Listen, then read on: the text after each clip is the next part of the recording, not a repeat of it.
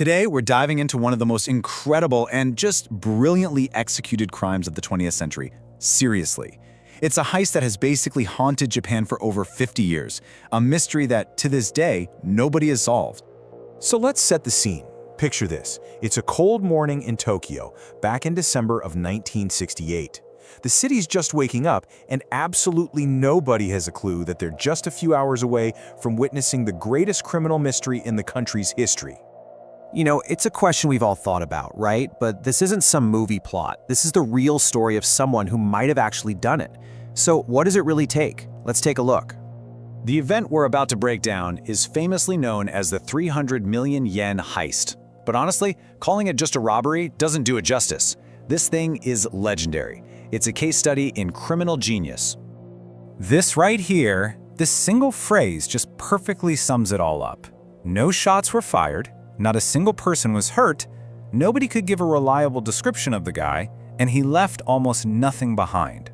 That's what makes this a true masterpiece of theft. I mean, this is the textbook definition, isn't it?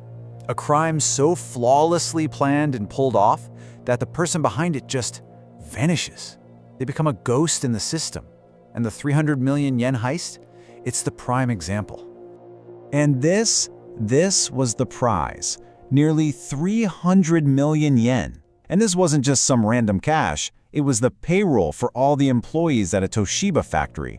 So the stakes were huge. A real fortune was on the line. So how in the world did he do it? Well, the entire operation, the whole thing, hinged on one brilliant piece of deception. This wasn't about force, not at all. It was about making people believe you have authority.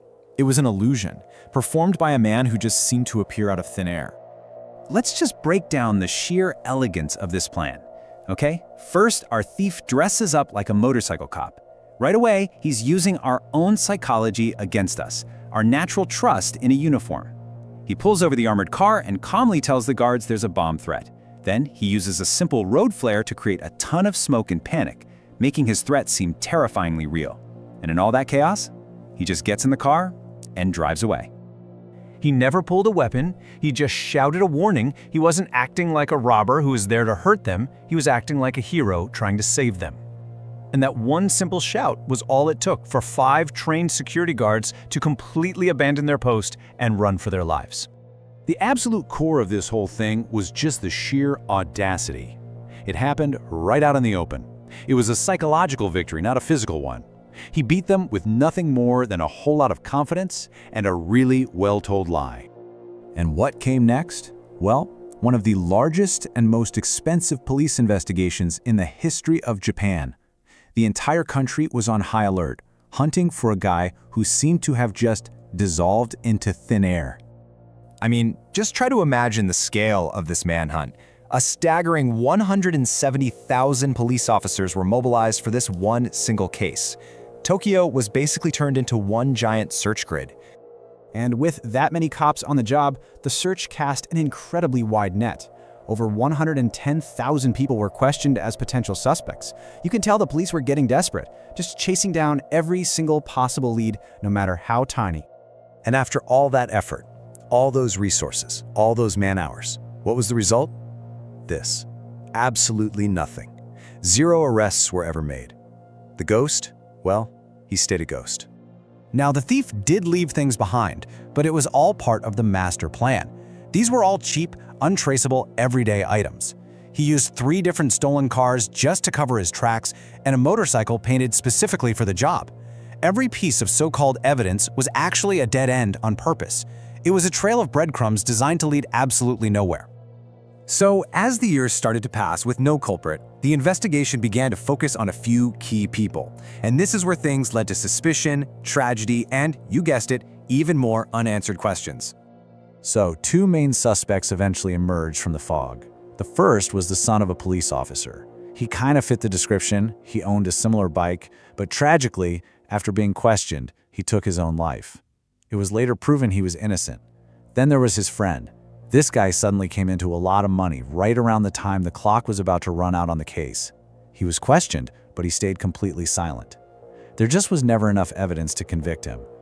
And this is the real human cost of the mystery. The immense pressure of this investigation led to the death of an innocent person. It's a pretty somber reminder that even a perfect crime can leave behind a deep and painful scar. But beyond the human toll and all the dead-end leads, another clock was ticking, one that would ultimately put the final nail in the coffin for this case. And this brings us to why this crime is legally, permanently unsolvable. You see, the crucial element here was the law itself. In Japan back then, there was a 7-year statute of limitations for robbery. All the thief had to do was wait. So in December 1975, exactly 7 years after the crime, the clock officially ran out. And that's the unbelievable reality of it. The case is legally sealed. He won.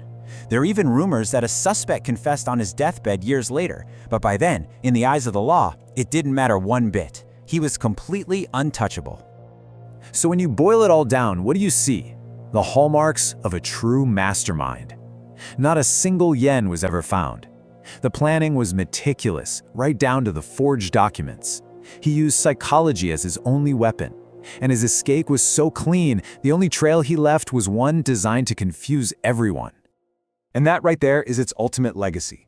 This isn't just some old cold case file collecting dust. It's an actual curriculum.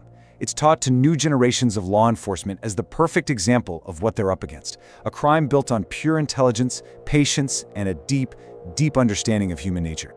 Which leaves us with these final, really haunting questions. Who was he? Where did all that money go? And maybe the most chilling question of all, did he just melt back into the crowd and live out a normal life, a ghost just walking among us? We'll probably never know.